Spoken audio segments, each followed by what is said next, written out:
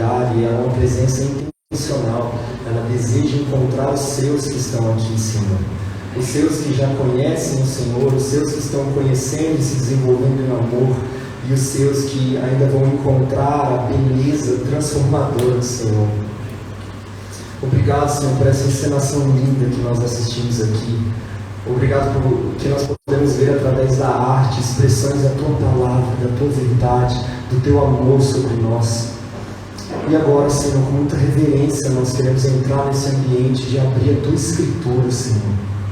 Nós vamos abrir e nós vamos ler a palavra que o Senhor nos deu. Essa palavra que não é só para instruir, mas para dar vida a nós, Senhor.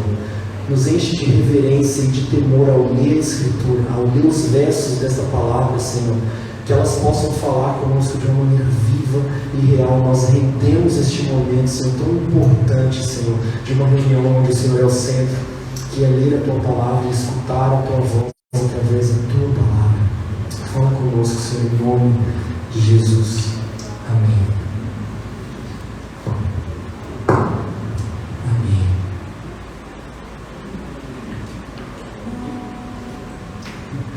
Você pode abrir a sua Bíblia em João, capítulo 3, se você tiver com a Bíblia física aí. Se você tiver com a sua Bíblia física ou tiver no celular, João, capítulo 3.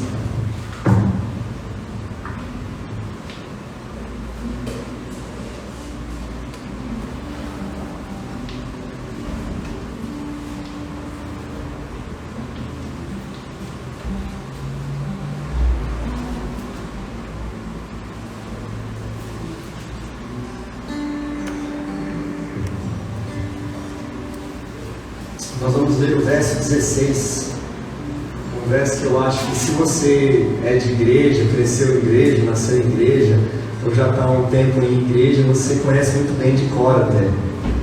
Se quiser treinar, inclusive a sua escola dominical da infância, da pré-adolescência, você pode recitar, a gente pode ler junto.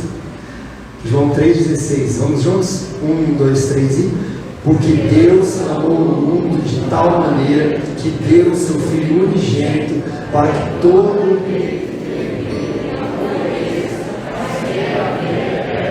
Amém. Esse verso eu acho que é o verso mais clássico do cristianismo. Sejam pessoas que são cristãs ou não, elas já ouviram em algum momento esse trecho. Mas não são tantas que conhecem verdadeiramente o contexto dessa história, desse episódio, por que foi recitado. Eu queria que a gente tirasse um tempinho para meditar na história da pessoa a qual foi encontrada por Jesus, para ouvir em voz audível do Senhor. Nós cremos este verso. E é como se nós estivéssemos assistindo agora o teatro que nós acabamos de ver. Nós vimos a história que a Esther encenou, do encontro que ela teve com o Senhor, das coisas que ela acabou passando, enfrentando e tendo experiências que a afastaram do Senhor, e como que foi o fim disso, o retorno dela ao Senhor. É mais ou menos isso. Nós vamos ver a história de um homem famoso também, muito bem conhecido, chamado Nicodemos. Então vamos voltar ali no versículo 1. João 3, verso 1. Você pode ficar com a sua Bíblia aberta, nós vamos acompanhar alguns versículos deste texto e pensar juntos nele. João 3, no verso 1 diz assim: havia entre os fariseus um homem chamado Nicodemos, um dos principais dos judeus. Sempre que nós vamos ler a Bíblia, nós precisamos tentar extrair as informações todas que elas estão nos dando, para que a gente compreenda melhor a história ou episódio que está sendo narrado, certo? E aqui, o jeito talvez melhor da gente compreender como a gente caiu de paraquedas aqui no capítulo 3, com a introdução desse homem chamado Nicodemos, talvez seja interessante a gente ver um pouquinho as coisas que estavam acontecendo antes. Então, se você quiser virar uma ou duas páginas, você vai ver ali em João capítulo 1, o autor do livro, João, que foi um dos discípulos do Senhor, introduzindo de uma maneira linda, poética e tão verdadeira a pessoa de Jesus, que é o Verbo, a luz do mundo. Depois ele fala sobre João Batista, o testemunho de João, chega a contar sobre o batismo de Jesus. Logo depois você vai ver Jesus convocando os primeiros discípulos, Filipe, Natanael, Pedro. Em João capítulo 2 tem aquela história que está só no livro de João, que é as bodas de Caná, aquele casamento que o vinho acaba e Jesus vai lá e se manifesta pela primeira vez. Depois nós temos um episódio que é o famoso Jesus purifica o templo, quando ele viu todas aquelas vendas, aquelas coisas acontecendo errado no templo, e ele se revolta, vai lá e se manifesta. E aí aqui no verso 23, olha comigo, João 2, 23. João 2, 23, logo depois desse episódio de Jesus purificar o templo, olha o que está escrito, João 2, verso 23. Diz assim: estando ele, Jesus, em Jerusalém, durante a festa da Páscoa, muitos, vendo os sinais que ele fazia, creram no seu nome. Mas o próprio Jesus não se confiava a eles, porque os conhecia a todos. E não precisava de que alguém lhe desse testemunho a respeito do homem, porque ele mesmo sabia o que era a natureza do homem. Para a gente entender e cair no capítulo 3, verso 1 e entender Nicodemos, a gente precisa ter esses versos em mente, esses últimos versos do capítulo 2. A gente está no contexto da Páscoa e Jesus começou o que a gente chama do ministério da popularidade dele. Quando ele saiu do ministério da obscuridade, que a gente fala ali do secreto, por 30 anos, tanto que nós não temos relatos de coisas que Jesus fez, temos algumas deduções. E ele, depois que foi batizado, começou o seu ministério público. Convocou algumas pessoas, já fez um milagre que chamou a atenção, e começou a pegar alguns sermões que foram despertando pessoas. E o contexto que nós estamos aqui é dentro da cidade de Jerusalém, e Jesus está fazendo esses sinais. As pessoas estão olhando que algo diferente tem nesse homem. E eles estão percebendo que as coisas que esse homem está fazendo, está exercendo, parecem ser de Deus. Porque são boas e lembram os milagres e os sinais de que nós estávamos sedentos e com saudade há mais de 400 anos. Desde quando Malaquias ali se fechou no Antigo Testamento e nós tivemos aquele período que a gente chama de interbíblico, que foi do silêncio de Deus, onde não se levantaram mais profetas para falar em nome de Deus e dar direção e instruir o povo. Então foi algo que atinou a atenção dessas pessoas. Eles estavam vendo esses sinais, alguns deles já estavam crendo e declarando que esse Jesus era Deus, que ele devia ser o Messias tão prometido em todo o Antigo Testamento. E é dentre essas pessoas que nós vamos ter o nosso personagem de hoje. Ele estava no meio dessas pessoas. Só que tem algo muito curioso, porque quando a gente fala e conta e relata esses versículos da maneira que eu estou relatando, parece que é algo apenas muito bom e muito bonito. Jesus fazendo os primeiros sinais, pregando os primeiros sermões, atraindo as primeiras multidões, fazendo coisas que há muito tempo não se via e vendo uma mensagem que estava atraindo pessoas. Só que quando nós continuamos a leitura do que a gente acabou de ler em João 2 aqui, a gente vê que essas pessoas elas estavam vendo os sinais, elas estavam crendo no nome, mas Jesus não dava confiança a elas. Como assim? Parece que o processo natural de salvação e de conhecer o Senhor estava sendo vivido aqui. Elas estavam vendo os sinais, elas estavam ouvindo a mensagem, elas estavam crendo no nome, o que mais seria preciso? Mas aqui diz que Jesus não confiava a elas. Isso significa que Jesus não acreditava na crença deles. Será que você me entende? E ainda é justificado isso, porque aqui diz, no último versículo, no 25, e não precisava, Jesus não precisava de alguém que lhe desse testemunho a respeito do homem. O que quer dizer com isso? Jesus não precisava de alguém vir falar para você quem é o Miguel que vai estar aqui hoje à noite, ou quem são os meninos que vão apresentar, porque ele já os conhece verdadeiramente, ele já sabe quem eles são. O texto diz, porque ele mesmo sabia o que era a natureza humana. Isso é algo que nos diferencia de Deus num grau inimaginável. Nós que conhecemos uns aos outros, seja você que conhece alguém pouco ou alguém que você conhece muito, como os membros da sua família, às vezes a gente tem a impressão de que eu conheço a essência dessa pessoa. Eu conheço verdadeiramente ela ou ele. E a verdade é que não. Você não conhece a essência de ninguém. Você não conhece verdadeiramente a ninguém. Só Deus conhece. Você conhece as referências que essa pessoa expressa, ou que nós falamos de uma maneira mais técnica, o acidente, o que ela mostra, o que ela expressa. Deus conhece a natureza. E é por isso que esses homens aqui estavam vendo os sinais, estavam crendo no nome, estavam ouvindo a mensagem. Parece que é tudo muito doce. A nossa boca falar e ouvir isso e glorificar o nome de Deus. Nossa, que maravilha, ver os sinais, ouvir a mensagem, crer no nome. Porque o que é externo, a gente sente, a gente interpreta, a gente vê. Mas a natureza, que é o que o texto diz, o que está dentro, a essência, que não é revelada a nós, que não nos é mostrada verdadeiramente, que nos é oculta uns dos outros, Jesus vê. E ele olha para esses movimentos dessas pessoas que estão olhando os sinais, crendo na mensagem, sendo atraídas, e Jesus fala: não confio, não confio, não acredito na crença deles. Nós vamos entender o porquê disso através desse personagem, porque dentre essas pessoas estava um homem bem importante. Dentre essa galera que estava vendo os sinais e crendo no nome, e estava impressionada com as coisas que estavam acontecendo, era um homem bem importante. E é a história dele que João escolhe relatar. Entra no capítulo 3 de novo comigo, olha o verso 1. Havia entre os fariseus, entre essas pessoas que nós acabamos de ver, do verso 23 ao 25, havia entre eles um homem chamado Nicodemos, um dos principais dos judeus. Quando nós estamos falando de um fariseu, se você não é tão acostumado com linguajar e terminologia de igreja, fariseu foi um partido que surgiu ainda ali um pouco tempo antes de Jesus.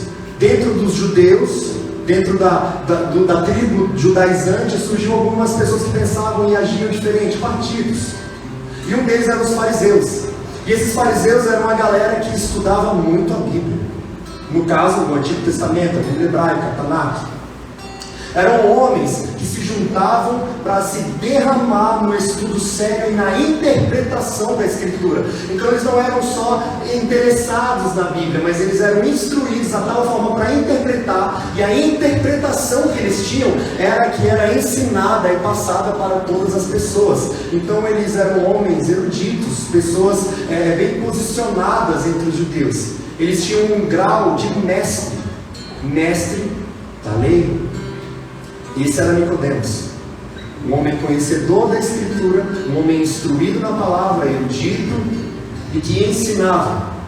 E não só isso, mas lá em João 7, verso 50, a gente vai descobrir que Nicodemos, ele também era um membro do Sinédrio. E Sinédrio é uma outra palavra esquisita, que não existia no Antigo Testamento e aparece de repente no Novo. Sinédrio é como se fosse o Tribunal de Justiça. É onde tudo que as pessoas faziam seria julgado. E julgado por quem? Por um concílio regional de homens sérios, que amam o Senhor. Dentro desse concílio, estava geralmente, os mais fortes eram um grupo dos fariseus e outro dos saduceus, que eram inclusive a maioria, e foi essa maioria de saduceus que condenaram a Jesus depois. E esses homens de importante status, reconhecimento, eram eles quem não só instruíam, mas também decidiam o destino de alguns homens de acordo com a lei. Isso é para que se entenda que Nicodemos não era qualquer miserável, não era qualquer pessoa não instruída. Nicodemos era um mestre da lei, era um professor, era alguém que interpretava a Escritura e ensinava a outros, e ele era alguém de posição como se fosse um juiz, um membro do Sinédrio, do Tribunal de Justiça ali da região de Jerusalém, da Judéia, que na época era uma província romana. Este homem estava no meio dessa galera que viu um movimento diferente, que viu este tal Jesus fazer alguns sinais que lhe chamaram a atenção, e ele decidiu ir até ele. E aí nós vamos ver agora no verso 2, olha comigo aí, verso 2, João 3, 2. Este, Nicodemos, de noite foi ter com Jesus e lhe disse Rabi, que quer dizer mestre. Rabi sabemos que és mestre, vindo da parte de Deus, porque ninguém pode fazer estes sinais que tu fazes, se Deus não estiver com ele.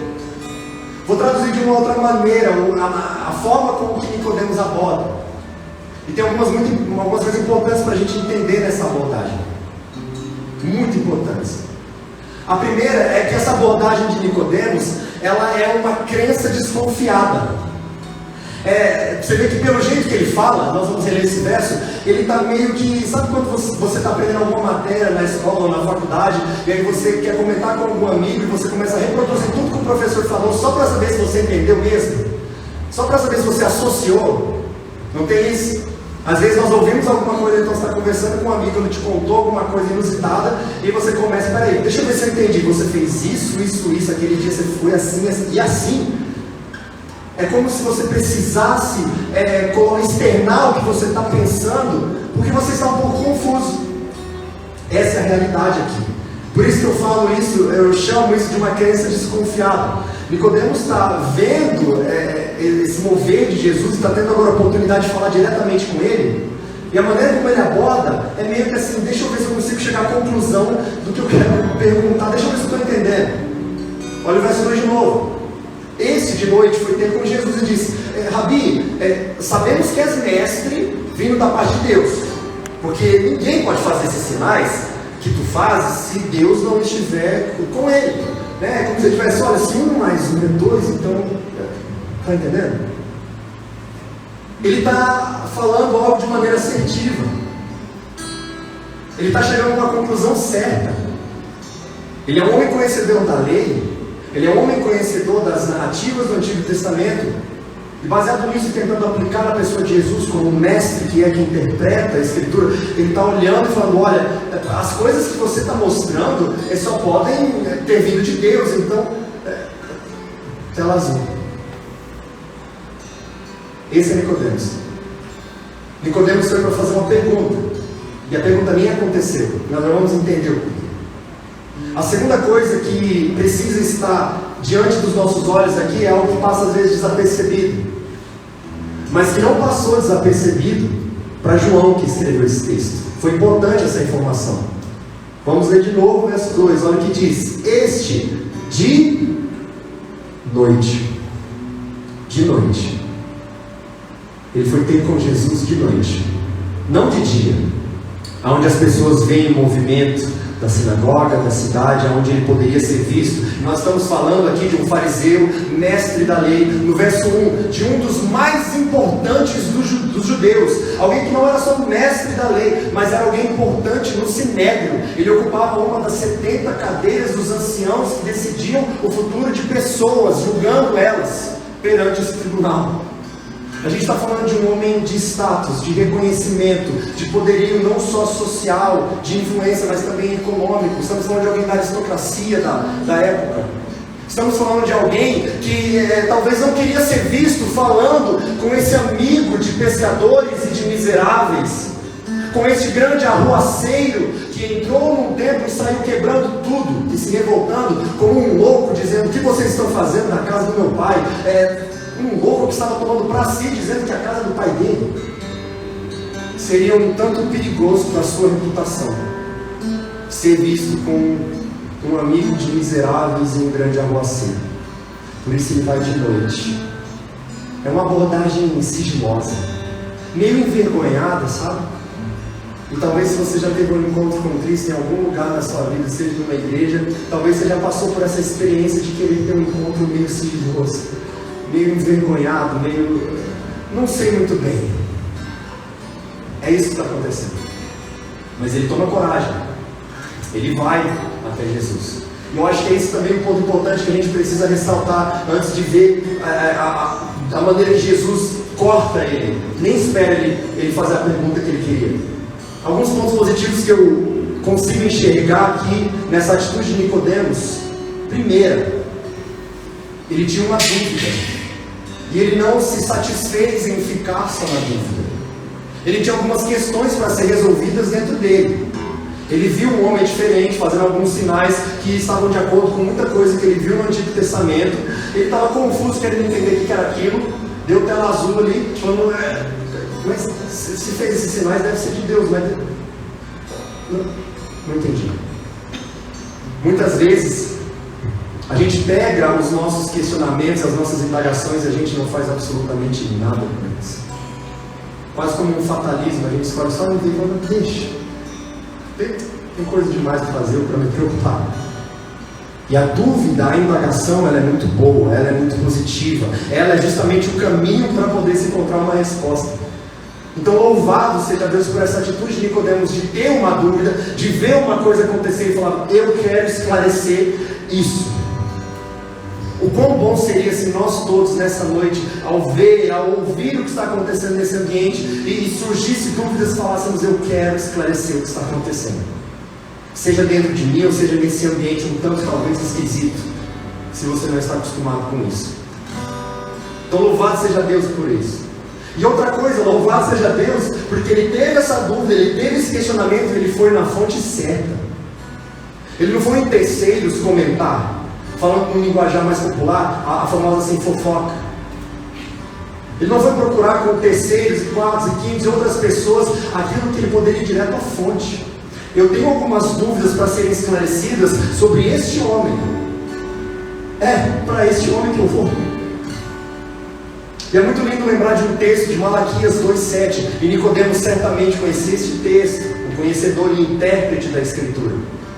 Malaquias 2,7 diz que quando você ouvir uma palavra da boca do sacerdote, você precisaria ir lá pessoalmente e se instruir com ele.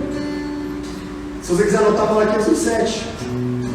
Então, Nicodemos talvez pensando nesse texto, falando, olha, acontecendo coisas diferentes, não sei direito o que está acontecendo, eu quero me esclarecer com este homem, eu vou lá.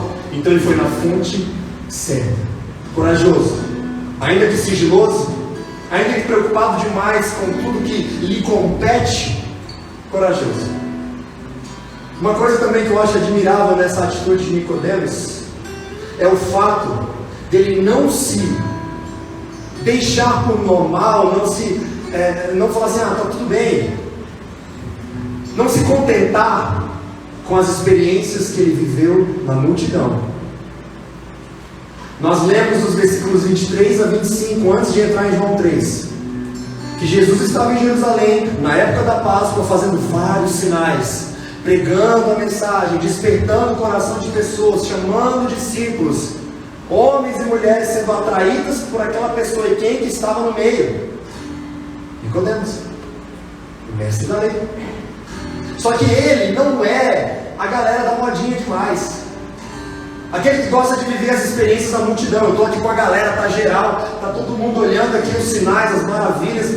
Não, ele não se contentou com o sermão público, ele não se contentou com o sinal público, ele não se contentou com as maravilhas públicas que Jesus estava fazendo no meio de um monte de gente. Ele falou, não, eu quero instrução pessoal. Não quero andar só aqui de acordo com o que é a multidão. Eu não quero ficar só nessa experiência da qual eu estou apenas fazendo parte em meio a tantos. Eu quero uma experiência pessoal.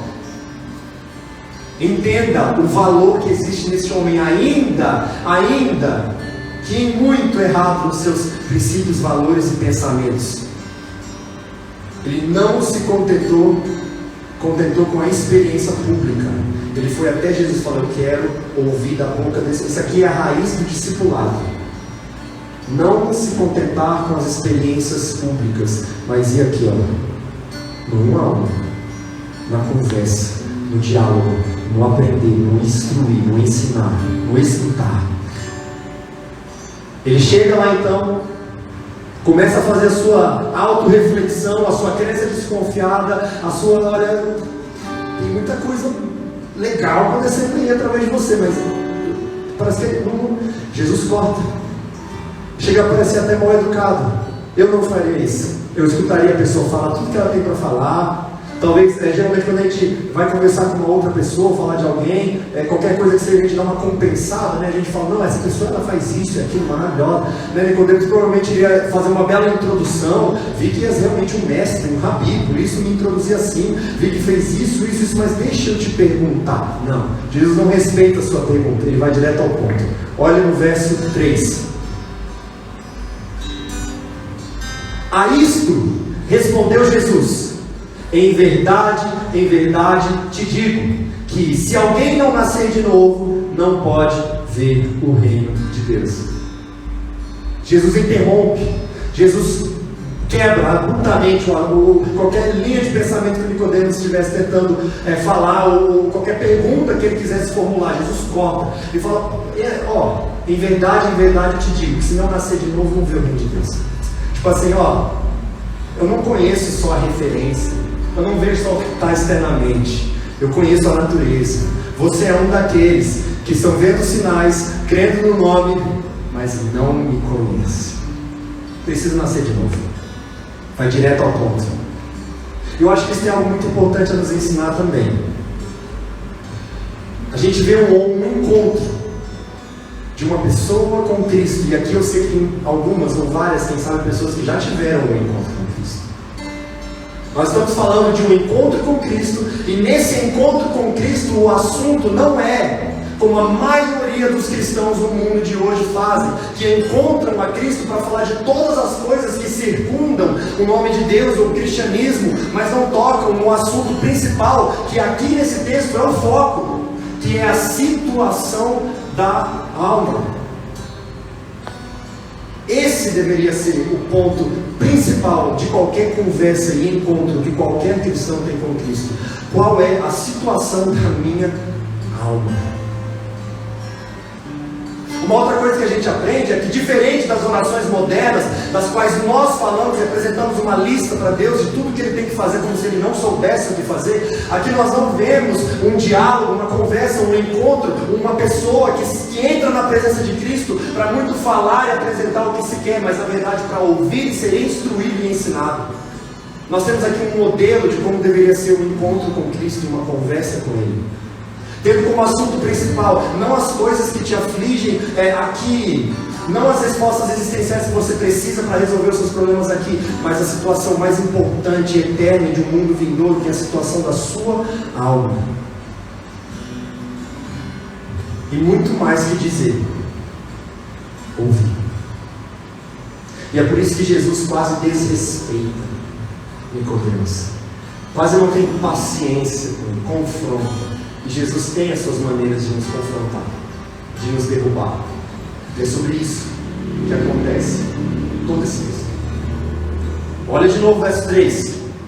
A isto respondeu Jesus: em verdade, essa expressão em verdade, se você for no grego original, o grego koiné, é amém e amém. Geralmente o que nós usamos no final das orações, Jesus usava no início das suas pregações, ou das suas fortes afirmações. Amém e amém. O amém não é só você terminar a oração e falar assim: terminei. O amém é como se você estivesse assinando embaixo, certificando, indo num cartório e pedindo para que aquele documento fosse agora um documento oficial reconhecido em qualquer lugar. Você está testificando aquelas palavras que você disse, você está dizendo amém. Jesus começar a sua frase de confronto a este Nicodemos que pensa que é rico, mas é pobre, inteligente, mas não é dizendo amém e amém.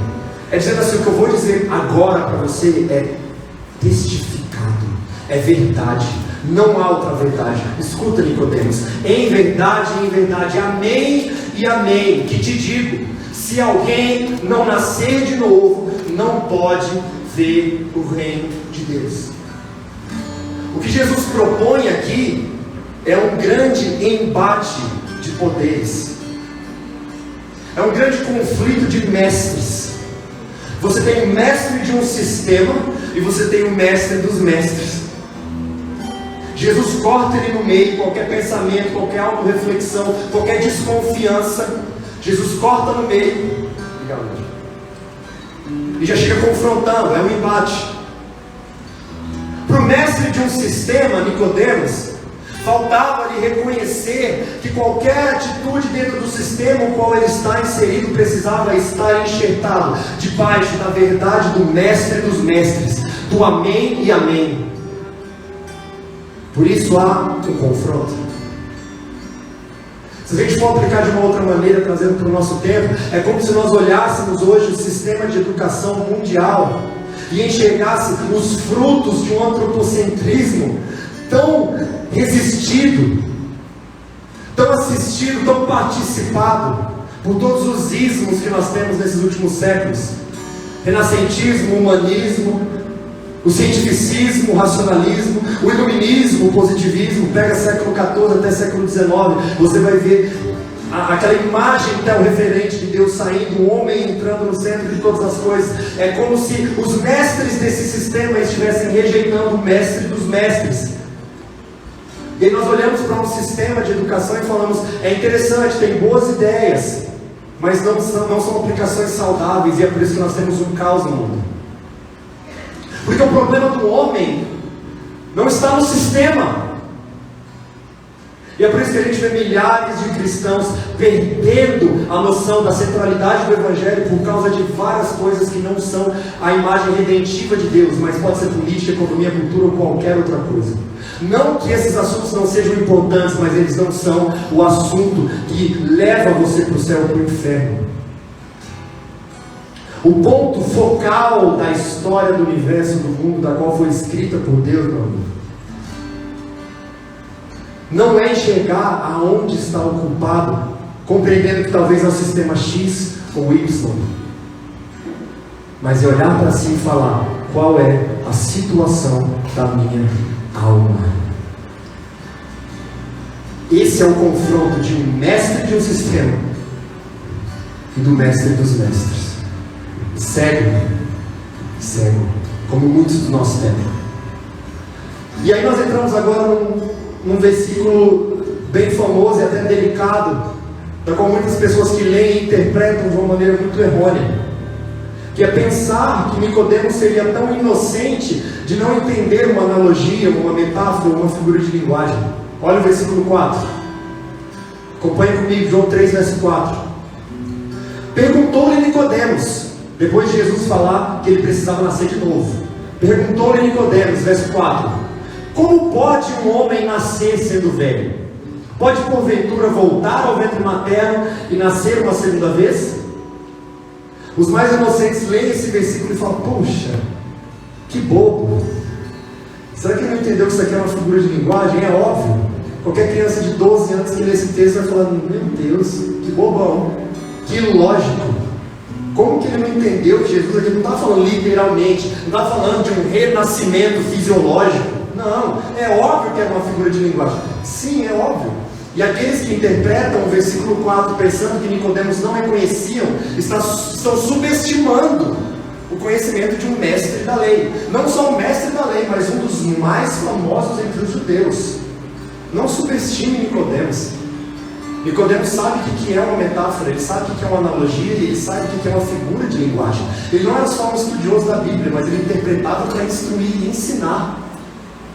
E o judaísmo em si, o Antigo Testamento, é cheio de simbolismos e figuras de linguagem e alegorias, que tinham um propósito eterno de culminar em Cristo, ainda que eles não soubessem. Então o problema aqui do texto não é interpretação. Não é falta de articulação com o idioma, com a linguagem, ou com figuras de linguagem. Não é isso. É muito mais profundo que isso. Muito mais profundo. Nós estamos falando de um homem que é mestre da lei. E essa figura do nascer de novo era bem conhecida, não era incomum entre os judeus. Por exemplo, se você perguntasse para um judeu o que eu preciso fazer para nascer de novo, ele olharia para o gentil ali no Antigo Testamento e falava: você precisa se converter ao judaísmo. E aí esse homem passava por um processo, ele se convertia ao judaísmo, nascia de novo agora nessa nova fé, nessa nova religião, ele abandonava os seus falsos deuses, as suas práticas erradas e que o Deus de Israel rejeitava, e ele se tornava um prosélito. No Antigo Testamento você tinha 3 tipos de pessoas que se relacionavam com o judaísmo. Um eram os judeus de nascença, que até hoje é assim: o judeu que é judeu de nascença. Você tinha os prosélitos, que eram aqueles gentios que se aproximavam do judaísmo e se convertiam ao judaísmo, os prosélitos. E você tinha os tementes a Deus, como por exemplo em Atos 10, o centurião romano, Cornélio. Era um temente a Deus. O que significava temente a Deus? Era alguém que estava ali em torno do judaísmo, via o Deus monoteísta, se interessava por aquilo, mas não queria virar judeu. Era um simpatizante, um temente a Deus. Então não era incomum para os judeus essa terminologia, essa figura de dizer nascer de novo. Ora, para um judeu, para um gentio nascer de novo, basta se converter ao judaísmo e se tornará um prosélito. A minha pergunta, e fica aqui comigo hoje à noite, a minha pergunta tenta, antes de eu dar a pergunta, colocar os óculos de Nicodemos e enxergar como ele enxerga o mundo. Com qual intuito um mestre da lei precisaria nascer de novo? Nicodemos, ele é um judeu de nascença, ele é filho de judeu. Ele não é só filho de judeu, mas ele é um fariseu. Ele é importante na sua atividade, na atividade da sua religião, no ofício da sua crença. Não só isso, ele é um mestre da lei. Ele é alguém que instrui outras pessoas e que, quem sabe, já inclusive viu algum gentil nascer de novo para o judaísmo e se tornar um prosélito. Entenda que não faz sentido para Nicodemos nascer de novo. Não tem por que ele nascer de novo. Ele é um mestre da lei. Ele é um judeu de nascença. Ele é um fariseu. Estão comigo? Não faz sentido. E esse é o primeiro ponto. Não faz sentido essa conversa. E aí a gente entende que se tinha uma coisa aqui nesse texto que Nicodemos não estava procurando, era a salvação. Nicodemos não estava interessado em salvação. Ele não estava interessado em ser salvo, porque ele já nasceu na religião da qual Deus escolheu se revelar ao seu povo. E não só isso, ele era um instruído nisso. Se tinha uma coisa que Nicodemos não tinha interesse nenhum, era ser salvo. E ironicamente era tudo que ele precisava. E isso se parece com muitos de nós, que fazemos o caminho inverso. Nos relacionamos em algum grau com o cristianismo, seja porque alguns aqui gostam das reflexões filosóficas do cristianismo, acham interessante algumas coisas que demonstram toda a ética do cristianismo e como isso pode ser aplicado na sociedade, e gostam de discutir, acham interessante essa ideia do cristianismo. Outros talvez não se atentam tanto para essas questões filosóficas, mas gostam do comunitário, gostam de pertencer em algum lugar, gostam de sentir que são partes de algum nicho, de alguma tribo urbana, de alguma igreja, de um grupo de pessoas que os aceita como são. Eu não sei qual é a sua primeira motivação, talvez, que deu um start em você para se interessar por esse negócio chamado cristianismo. Mas o costume é fazer o inverso, porque nós entramos nessa onda de cristianismo e a gente começa a ter atitudes morais. E a verdade é que se você não nascer de novo, você pode pagar os seus impostos, você pode pagar os seus boletos, você pode ter um casamento de sucesso, você pode instruir os seus filhos e eles irem para a melhor faculdade do mundo, você pode conseguir os melhores empregos, ser uma pessoa honesta, maravilhosa, e você vai para o inferno com todo o seu moralismo se você não nascer de novo. Eu temeria dizer glória a Deus, porque quando eu olho para o meu coração eu falo, Deus meu, qual a situação da minha alma? Sabendo que eu estou incluso em uma bolha de cristianismo, da qual talvez está me levando para o inferno, por eu não compreender o que Jesus quis ensinar para esse Nicodemos. O eu Nicodemos se encontra nesse texto, nessas indagações. A pergunta de Nicodemos, ela reflete também algo um pouquinho mais profundo. Um pouquinho mais profundo. Porque essa conversa de nascer de novo era um pouquinho grave. Se ele tomasse agora, se ele tirasse os óculos dele e colocasse os óculos de Jesus. Porque se ele tentasse enxergar um pouquinho, a partir da perspectiva de Jesus, eu sei que vocês estão entendendo o que eu quero dizer, por mais complexo que esteja soando. É como se você estivesse numa discussão e você estivesse às vezes cego e não ouvisse os argumentos da pessoa e quisesse só vomitar os seus. Mas em algum momento você tem um flash e você fala, peraí, deixa eu entender, deixa eu ver como a pessoa está olhando essa situação pelo ângulo dela. E que é necessário fazer isso. Se a gente olhar para o texto e tentar fazer com que Nicodemos enxergue pelos olhos de Cristo o que ele está dizendo, complica mais ainda. Porque Dizer que era necessário nascer de novo estava subentendido junto seguir a Jesus. E seguir a Jesus significava seguir este homem que estava sendo amigo de miseráveis. Este homem que estava chamando pescadores. Este homem que estava chamando prostitutas, cobradores de impostos. Este homem arruaceiro que estava fazendo balbúrdia no templo. Não parece fazer menos sentido ainda para um mestre da lei, um homem de status e reconhecimento, ter que se render a isso. Entenda que o embate é muito mais profundo ainda, muito mais, para Nicodemos. E o pior é que já tinha algumas pessoas que estavam reconhecendo a pessoa de Cristo. Se você voltar, por exemplo, no capítulo 1, João 1, verso 29, diz assim, ó: no dia seguinte viu João Batista Jesus, que vinha para ele e disse: eis o Cordeiro de Deus que tira o pecado do mundo. Já tinha gente aqui na terra que estava olhando para Jesus sabendo quem ele era. A coisa está arrochando mais para esse tal de Nicodemos. Nós vamos continuando. Antes de chegar em João 3, nós vemos outros momentos. No verso 34 do capítulo 1: pois eu de fato vi e tenho testificado, ou seja, amém, de que ele é o Filho de Deus. João Batista de novo. Depois Jesus vai e começa a chamar os primeiros discípulos. Se você ver aqui comigo no verso 41, ele achou primeiro, capítulo 1 ainda, ele achou primeiro o seu próprio irmão Simão, a quem disse, olha o que Simão disse: achamos o Messias. Achamos o Messias. Já tinham homens achando o Messias, já tinham homens reconhecendo que ele era o caminho para esse novo nascimento. Se a gente continuar ainda no capítulo 1, você vai ver a história da chamada de Filipe e Natanael. Aqui no verso 45, Filipe encontrou a Natanael e disse: achamos aquele de quem Moisés escreveu na lei e a quem se referiram os profetas, Jesus de Nazaré. Não era nenhum mestre da lei e teve mais capacidade exegética ou interpretativa de entender que o Moisés que estava falando lá no Antigo Testamento estava na verdade apenas prenunciando a pessoa de Cristo. E Nicodemos, o grande mestre da lei, não enxergava isso. O texto continua e vem para outra chamada, no verso 48. Perguntou-lhe Natanael: de onde me conheces? Respondeu Jesus: antes de Filipe te chamar, eu te vi.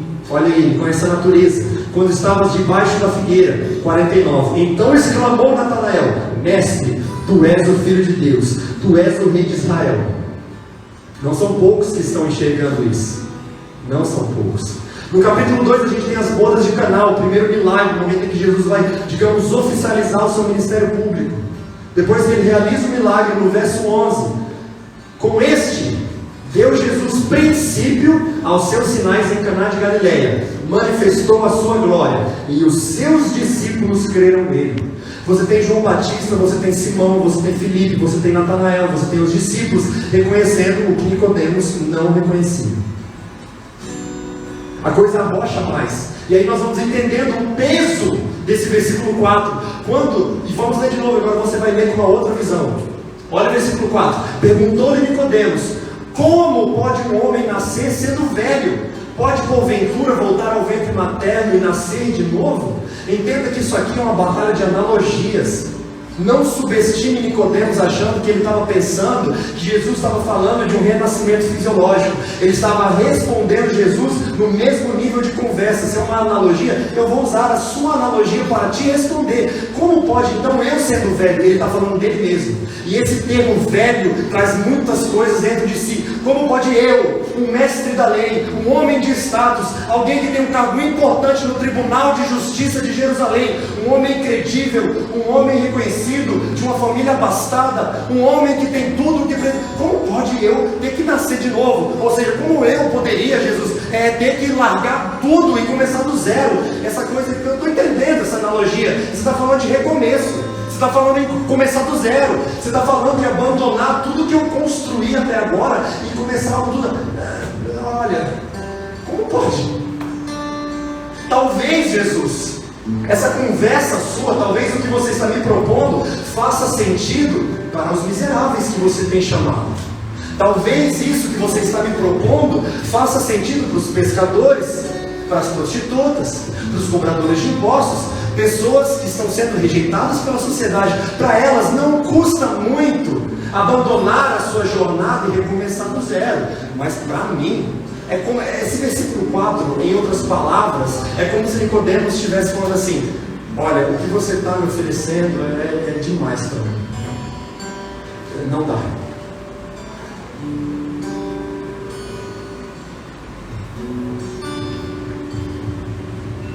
É demais para mim.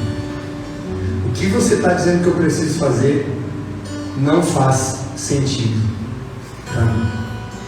Olha o versículo 5.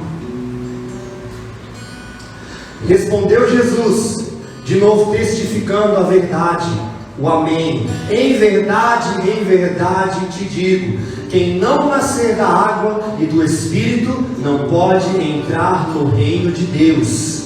O que é nascido da carne é carne, o que é nascido do Espírito é Espírito. Não te admires de eu te dizer, importa-vos nascer de novo. O vento sopra onde quer, ouves a sua voz, mas não sabes de onde vem, nem para onde vai. Assim é todo o que é nascido no Espírito. O que Jesus está fazendo aqui, ele está construindo o evangelismo dele. Jesus primeiro apresenta a necessidade desse pecador. E qual que é a necessidade dele? Nascer de novo. Ele começa a querer fazer sua auto-reflexão. Será que você é filho de Deus? Será que você... Ele falou, você precisa nascer de novo. Primeiro ponto. Você tem que nascer de novo. E aí depois ele vai desenvolver, aqui que nos versículos que a gente acabou de ler, nós vamos entender eles, a natureza desse nascer de novo. O que significa verdadeiramente esse novo nascimento que você está me propondo? Entenda isso. Fique aqui. Eu não estou compartilhando o que está no meu coração. O que está no meu coração é ruim. Eu estou pregando a palavra de Deus. É essa mensagem que pode fazer efeito dentro de você. Fica aqui comigo. Me ouça. Jesus mais uma vez está quebrando o orgulho desse infeliz chamado Nicodemos. Porque no primeiro argumento de Jesus ao dizer, olha, você tem que nascer de novo, ele fala, tá, mas como, Jesus, que eu, um mestre da lei tão importante como eu sendo velho, como eu tendo tudo que conquistei, tenho que recomeçar do zero? Olha o pensamento dele. E é exatamente assim como muitos de nós pensamos. E Jesus, na sua resposta ao dizer, não, você tem que nascer da água e do Espírito, ele está simplesmente dando a última facada no peito de Nicodemos e girando, ferindo, machucando. E esse é o tipo de mensagem que não nos agrada. A gente gosta mais do colo e do carinho. Mas na verdade Jesus nos fere, nos machuca e nos humilha muito para nos ensinar. E é o que ele está fazendo com Nicodemos. É como se Jesus quisesse ensinar Nicodemos. Pessoas que largam tudo para recomeçar do zero tem demais nesse mundo.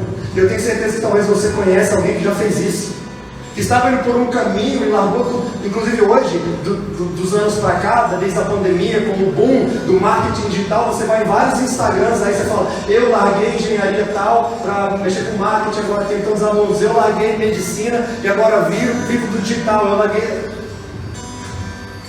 Centenas, dezenas, milhares de pessoas. Isso não é tão incomum, largar tudo para recomeçar do zero. Isso não é incomum. É o que Nicodemos estava entendendo.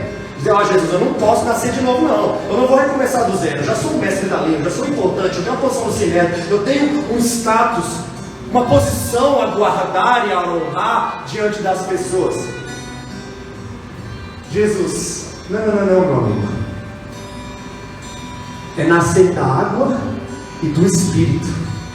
Gente que larga tudo para recomeçar do zero, eles fazem isso pelas motivações mais aleatórias do mundo. Quem tem amigo rico sabe do que eu estou falando.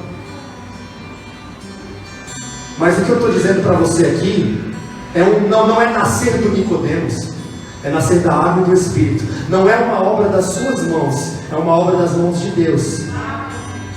Não há nada que você possa fazer para isso acontecer, Nicodemos. O significado desse nascer da água, alguns pensam que é o batismo cristão que nós temos hoje. Não poderia ser, porque não faria sentido para Nicodemos, ele era um judeu, e o batismo cristão nem havia sido ainda colocado, imputado. Essa expressão, nascer da água, é referente ao símbolo da purificação. Lembra da conversa, Jesus é um judeu. Jesus, ele se acomoda à linguagem do judeu para que ele entenda. Ele está falando da água, porque Nicodemos entendi a água das cerimônias de purificação do templo, para o sacrifício, para a propiciação, para todas as coisas que precisam acontecer. Entendi, está falando de purificação. E até se Nicodemos associasse com João Batista, estaria certo, porque o batismo de João Batista era para purificação. Então o nascer da água é purificação. E é na verdade o caminho oposto do batismo. O que é o batismo cristão, o nosso batismo? É a gente expressando externamente o que aconteceu dentro da gente, que a gente nasceu de novo. Esse nascer da água é o oposto. É antes de você querer provar aqui fora qualquer coisa de cristianismo que há em você, é você ter essa transformação interna, é você nascer da água, é a água, a fonte de água que vai partir de dentro de você.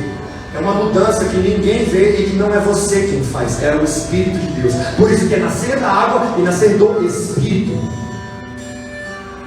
A regeneração, que é o nascer de novo, não tem mão sua, é uma obra de Deus. Se nós vamos ali em Gênesis 2, nós vamos lembrar a formação do homem. O corpo dele sendo formado, tinha vida? O corpo não tinha vida. Era como se fosse um cadáver.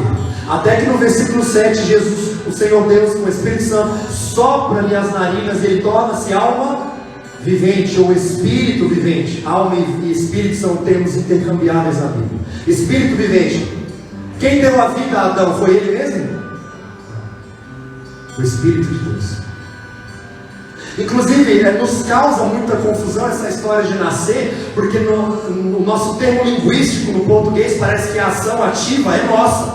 Aí a gente fala assim: quando você nasceu? Eu nasci em 1900 e tanto. Eu nasci. Não, a verdade mesmo da expressão, ninguém nasce. Você não fez nada para nascer. Você não é fruto da sua obra para você ter vindo ao mundo. É fruto da obra do seu pai e da sua mãe, fisiologicamente falando. Ninguém nasce, nós somos nascidos, não é uma obra nossa.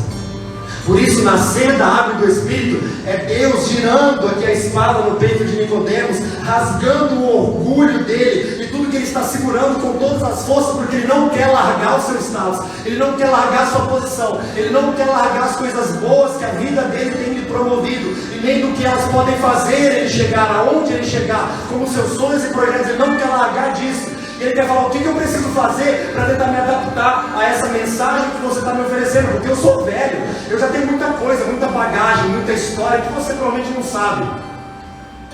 Então o que eu posso fazer para tentar te encaixar aqui no meu mundo? Não, Nicodemos, você precisa nascer da água e do Espírito. Não é uma obra sua. Não é uma obra sua. Então Jesus, primeiro no evangelismo dele, ele apresenta o problema: você precisa nascer de novo.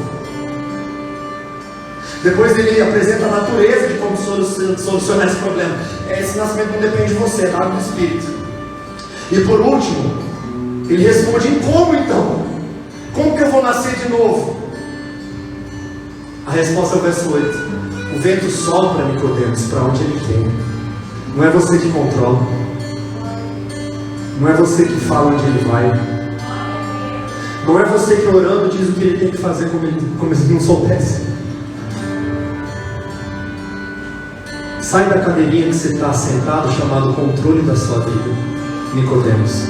Porque o Espírito sopra onde ele quer, não sabe para onde vai nem para onde vão. E é assim que são os convertidos, é assim que são os que são nascidos de novo. É justamente o contrário do que nos é pregado na filosofia do nosso tempo. É tirando o homem do centro e recolocando Deus. E é por isso que não é uma mensagem que podia vir do meu coração, de jeito nenhum. A gente está perto de encerrar. Olha comigo o verso 9. Nicodemos ainda não está convencido. Na verdade, ele está indignado. Ele está revoltado com essa conversa toda. Ele não está aguentando a dor dentro dele. Ele não está aguentando ser destruído por palavras. Ele não está suportando esse confronto. Ele está abismado, em choque. Eu imagino que se talvez ele pudesse, ele sairia logo. E essa é a verdade, a gente não aguenta os confrontos do Senhor conosco. E é por isso que nós preferimos cantar, é aqui que eu me sinto muito bem, enganando-nos quando a nossa vida não está nada bem, mas é aqui é o meu êxtase cristão, de eu ter algum tipo de alegria no Senhor. Encontros verdadeiros com Deus, no primeiro momento, não faz a gente se sentir muito bem, pelo contrário, faz a gente se sentir muito mal. Encontros verdadeiros com Cristo, no primeiro momento, faz a gente ter a noção do peso do pecado das nossas vidas e de como nós precisamos nos arrepender, porque estamos caminhando para o inferno.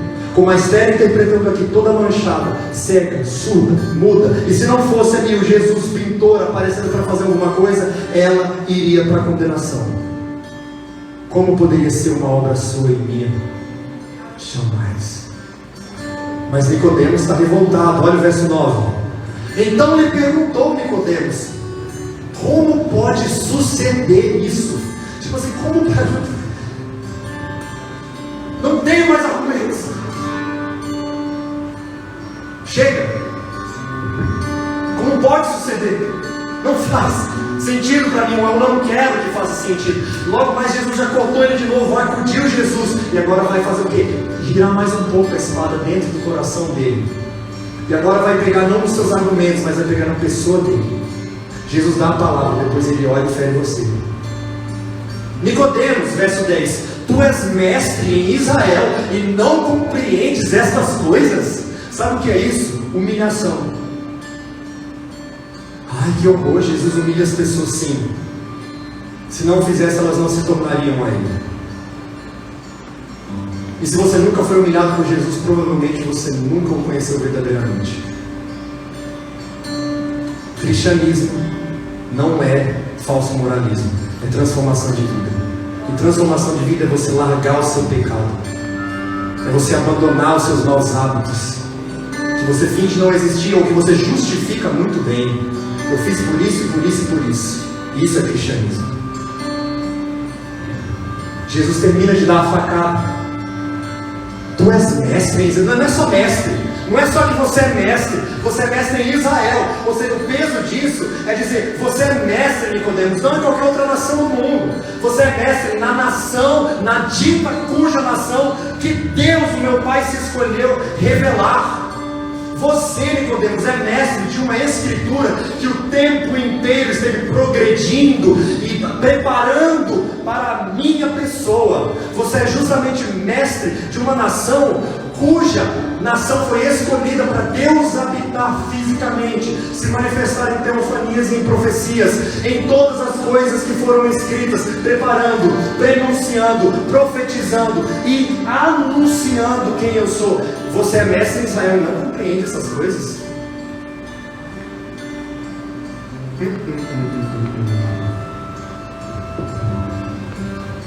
O meu desejo é que o que Nicodemos sentiu nessa conversa, você esteja sentindo agora, pequeno mesmo, humilhado mesmo.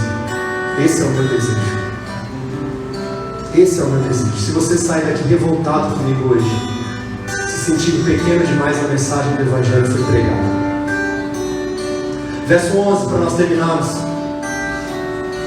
Em verdade, amém e amém. Eu estou falando só a verdade. E tudo que foge disso é mentira. Ainda que tenha bons argumentos lógicos. A nossa fé não é por vista. Em verdade te digo, que nós dizemos, Jesus dizendo, nós dizemos o que sabemos e testificamos o que temos visto. Jesus está falando no plural, se referindo tanto à Trindade quanto ao Antigo Testamento, os profetas. Ele está dizendo, nós aqui o tempo inteiro estávamos falando disso, mas não aceitais o nosso testemunho. Nicodemos, a verdade é que você veio aqui não querendo, não se importando com a sua salvação, e a verdade é que é isso mesmo. Você não dá ouvidos ao nosso testemunho. Não é isso que você se importa, não é com isso que você se importa. Verso 12: se tratando de coisas terrenas, Nicodemos, não acreditou em mim, não me credes? Como crereis se vos falar das celestiais? Nós estamos aqui o capítulo inteiro vendo Jesus falar de alguma coisa celestial? Desculpa, alguma coisa terrena? Não. Ele está falando de novo nascimento, que é uma obra de Deus, é uma obra, é um milagre, não tem nada de terreno aqui. Essa expressão de terreno com celestial é a linguagem. O Senhor Deus, ele se revela por uma linguagem de acomodação, ele se acomoda a gente. Por isso que existem muitas analogias, para que a gente compreenda os mistérios celestiais. E é como se Jesus estivesse apelando e falando: nossa, você não está entendendo. Vou te dar um gostinho do que é um assunto celestial. Aí ele fala no verso 13: ora, ninguém subiu ao céu senão aquele que de lá desceu, a saber, o Filho do Homem que está no céu. Tela azul de novo. Que? Ninguém subiu do céu se não veio de lá, porque é o Filho do Homem que veio do céu. A gente não vai entrar nesse assunto, mas Jesus está falando das duas naturezas dele, provando a sua divindade e humanidade, e de que maneira essa união seria a única solução para uma humanidade pecaminosa. A gente chama isso de união hipostática. Jesus está falando de coisas muito densas aqui. E ele já vê que Nicodemos não entende, então ele volta de novo para falar de coisas terrenas. Ele volta a fazer a última analogia. E a última versículo que nós vamos ler aqui para poder orar. A última analogia aqui. Verso 14. E do modo porque Moisés levantou a serpente no deserto, assim importa que o Filho do Homem seja levantado, para que todo que nele crê tenha a vida eterna. E ele termina fazendo essa analogia. Essa analogia está lá em Números 21, abre aí comigo, rapidinho para você ver. Livro de Números no Antigo Testamento, capítulo 21.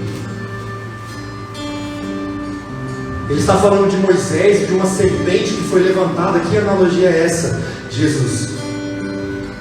Números 21, no verso 4.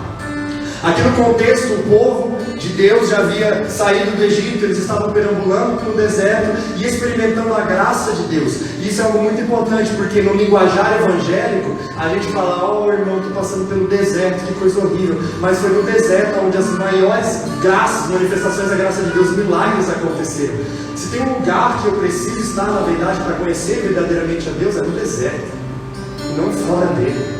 A gente trata o deserto como se fosse algo terrível, e não, na verdade, é onde os milagres verdadeiros e mais visíveis, sensoriais acontecem. Só que o povo fazia o quê? Murmurava, reclamava. Então Deus mandava juízo. Esse é o contexto. Olha aí, Números 21, no verso 4. Acompanhe aí nos seus olhos comigo o texto. Então partiram do monte Or pelo caminho do Mar Vermelho, a rodear a terra de Edom. Porém o povo se tornou impaciente no caminho. E o povo falou contra Deus e contra Moisés. A gente olha e fala assim: que povo burro. Mas é exatamente igualzinho a gente. Sabia disso? É igualzinho a gente. Olha para mim. A gente é muito bom em dar lindos adjetivos para Jesus. Igual Nicodemos. Não foi um problema para Nicodemos começar o assunto no versículo 2 ali, falando Rabi, chamando ele de mestre. Não é muito problema para a gente elogiar e entrar na presença de Deus falando vários adjetivos. O problema é a gente fazer esses adjetivos valer no nosso comportamento e testemunho cristão. Vou dar um exemplo para você. Você fala: Senhor, o Senhor é confiável, mas eu não confio no Senhor. Senhor, o Senhor é bondoso, mas eu acho que não estou provando nunca a bondade do Senhor na minha vida. Senhor, o Senhor tem o controle de todas as coisas, menos a minha vida. Senhor, o Senhor é o Salvador, mas não há nada em mim que prove, testifique ou frutifique que eu sou salvo. Eu sou muito bom em adjetivá-lo, Senhor, mas muito ruim em provar na minha vida esses adjetivos dos quais eu entrego ao Senhor com a minha voz. Nicodemos era muito bom em chamar Jesus de mestre, mas muito ruim em compreender os seus ensinos. É como se ele visse que Jesus é um mestre, mas quisesse escolher a sua lição. Essa lição sim, essa lição não. Nascer de novo, não. Agora, as outras lições talvez sim. Se encaixar com o meu mundo e o meu projeto de vida, sim. Não escolha as lições, por favor. E o povo do Antigo Testamento, igualzinho você e eu, falando contra Deus e contra Moisés: porque nos fizeste subir do Egito, para que morramos nesse deserto onde não há pão nem água, e a nossa alma tem fastígio deste pão vil. Olha o verso 6, Números 21, verso 6. Então o Senhor mandou entre o povo, olha o juízo de Deus, mandou entre o povo serpentes abrasadoras, que mordiam o povo, e morreram muitos de Israel. Verso 7. Veio o povo a Moisés e disse: havemos pecado, porque temos falado contra o Senhor e contra ti. Ora ao Senhor que tire de nós a serpente. Olha o arrependimento. Então Moisés orou ao povo. Olha a intercessão. Versículo 8. Disse o Senhor a Moisés: olha a instrução. Você tem um povo que caiu, você tem o juízo de Deus, você tem o arrependimento, você tem a intercessão e aí você tem a instrução. A instrução não é você para Deus, não é você dizendo o que Ele vai fazer, é Ele dizendo o que você vai fazer. É o oposto do que as orações evangélicas fazem. É Deus quem fala. Disse o Senhor a Moisés: faz uma serpente abrasadora, põe-na sobre uma haste, e será que todo mordido que a mirar, que olhar para ela, viverá. Fez Moisés uma serpente de bronze e a pôs sobre uma haste. Sendo alguém mordido por alguma serpente, se olhava para a de bronze e sarava. Vou explicar para vocês, para a gente encerrar e orar, o que é essa analogia, a última analogia, para que Nicodemos entenda. Quando Jesus usa esse texto, ele está querendo dizer o seguinte: a analogia é esta. Ali nessa história de Números 21, nós temos cobras abrasadoras, serpentes abrasadoras picando o homem. Esse é o pecado. E essas cobras abrasadoras, elas alcançaram toda a nação, todo este povo. Não há um sequer que esteja salvo desta situação. Não há ninguém que busque a Deus. Todos caíram, todos estão destituídos de glória. Todos nós, representados em Adão, pecamos. E não há nada de bom que nós queiramos, não há nada de bom que nós desejemos, e não há nenhuma inclinação moral que nos faça querer a Deus. Não existe. Todos foram picados pela serpente abrasadora. Todos pecaram.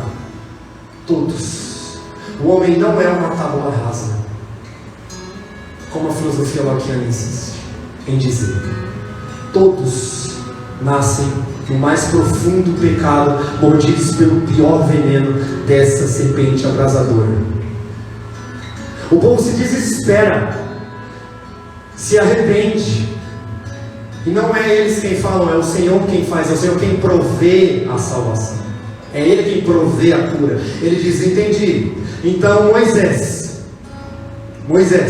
pega uma haste e faz uma serpente. E Moisés obedece. Mas é ilógico, Deus. Não faz sentido racionalmente.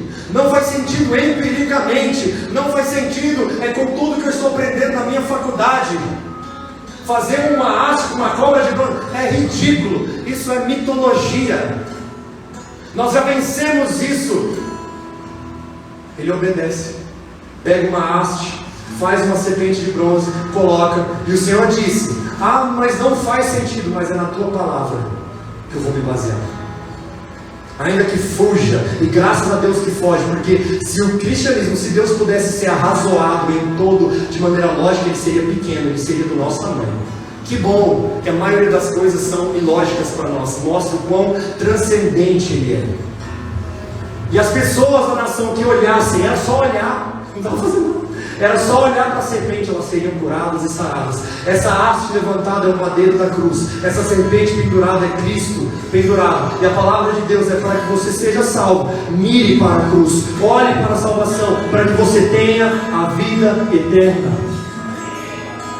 Não há outro caminho, não há outra possibilidade a não ser você olhar para a cobra de bronze, a serpente de bronze levantada na haste. E essa expressão levantada, ela remete tanto ao sacrifício de Cristo no madeiro, quanto à sua ressurreição, ascensão e sua exaltação. E a verdade de que Ele está aqui hoje ouvindo que a gente está conversando e querendo encontrar você. Fica de pé onde você está, por favor.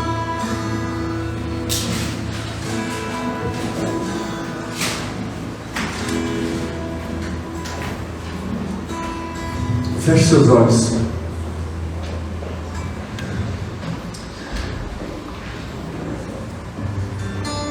Nós estamos falando de novo nascimento.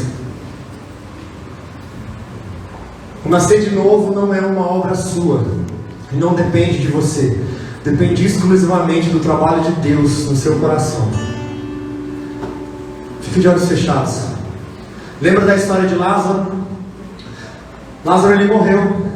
Jesus chorou, e para Lázaro ressuscitar, não dependeu de Lázaro fazer nenhuma obra, até porque morto não tem vontade, morto não tem opinião, e morto não tem capacidade nenhuma de fazer qualquer coisa, é apenas um cadáver. E é assim que a Bíblia nos registra sobre o nosso estado em pecado. Nós estamos mortos em nossos delitos, cegos, indo para o inferno. A verdade é essa. E como nos falta ouvir essa palavra nos púlpitos, inferno. Como nos falta. Há um tempo atrás, ouvindo um pastor americano, ele dizia, perguntaram a ele, por que você não fala de pecado? Ele falou, já tem gente demais falando de coisas horríveis, eu quero falar de coisas boas, positivas, levando a sua congregação toda para a condenação, porque não é isso o Evangelho.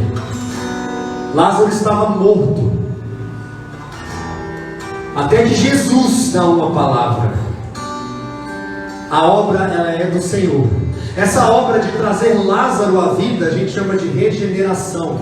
É você estando morto no seu delito, no seu pecado, sem vontade de querer a Deus, sem vontade de encontrar, de desejar e adorar a Deus. De repente algo acontece dentro de você que não é explicado e que talvez esteja acontecendo agora no coração de alguns. Eu não sei porque eu não estou vendo, não é algo que acontece externamente, nem é expressado. A regeneração é uma obra de Deus que acontece dentro de você e que eu creio está acontecendo com alguns essa noite para a glória do Senhor. E aí Lázaro vem à vida. Depois que Lázaro vem à vida, que é uma obra de Cristo, aí sim ele vai até o encontro de Jesus. Então não se engane, não ache que é você que está vindo para Cristo, é Cristo que está vindo até você. É Ele quem te dá vida, e depois de te dar vida, aí sim, Lázaro vem ao encontro de Jesus. A regeneração é Jesus ressuscitando Lázaro, e a conversão é Lázaro indo ao encontro de Jesus. Para que você se converta verdadeiramente, antes você precisa ser regenerado aí dentro de você. Antes você precisa olhar para a serpente de bronze. Antes você precisa olhar para a cruz e o madeiro. Antes você precisa olhar e entender as palavras de Cristo. Eu preciso nascer de novo. E não nascer nas minhas obras, mas nascer na água e do Espírito. Para que eu seja como alguém que o vento sopra e não sabe para onde vem, não sabe para onde vai. Porque eu reconheço que não foi uma obra minha, mas uma obra completa da pessoa de Cristo Jesus. Eu vou orar. Eu quero pedir para que todos os que estiveram envolvidos com este evento hoje em oração, em círculo de jejum e de intercessão, que fiquem preparados. Vocês que estão me escutando, algumas pessoas vão até você e vão orar com você. Não se assuste se alguém se aproximar e for orar com você. Mas se talvez você, fique de olhos fechados, se talvez você está me ouvindo, essa mensagem fez sentido hoje para você, se você se sente como um Nicodemos, que talvez não imaginava que esse assunto de nascer de novo era tão sério e que te afetava de uma maneira tão séria, mas fez sentido e você está movido por isso, significa que você está sendo regenerado. Eu quero pedir para que você levante a sua mão, porque alguém já vai direto em você agora para orar junto com você. Isso aqui não é um apelo, a mensagem toda já é apelativa. Nós não precisamos de nenhum mais apelo. Quem ouviu, ouviu, em verdade e em verdade eu disse, a palavra de Deus, e ela não volta vazia. Eu vou começar a orar. Se você quiser receber uma oração de maneira direta, levanta a sua mão. Se você